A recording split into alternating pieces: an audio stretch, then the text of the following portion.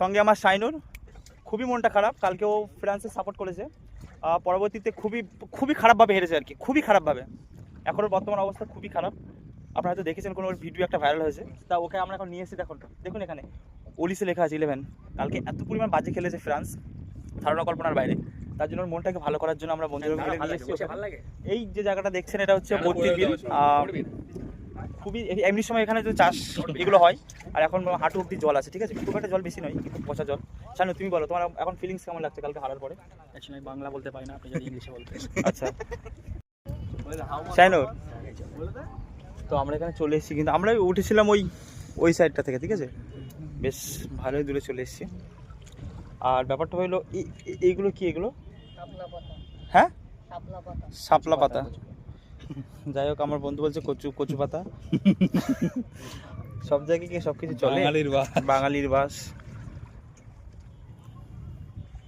খুবই ভালো লাগছে, ঠিক আছে। আপনারা যারা আসেনি অবশ্যই মিস না করে চলে আসুন। আর খারাপ কিছু বলবো না, যেভাবে আসেন টাটা।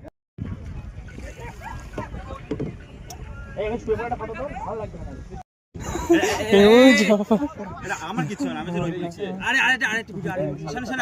আমি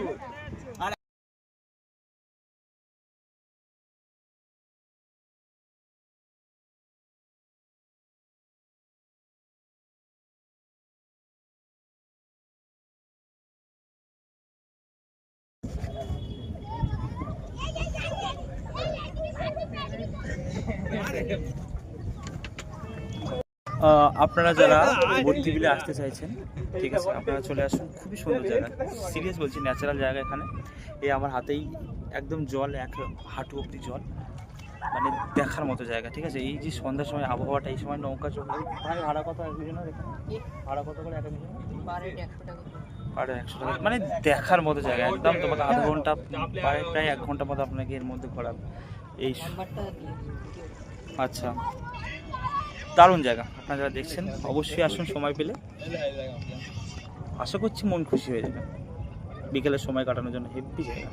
যদি বৃষ্টি হবে অবশ্যই সেদিন আসবেন, বৃষ্টি হলে কিন্তু অবস্থা বেহাল হয়ে যাবে।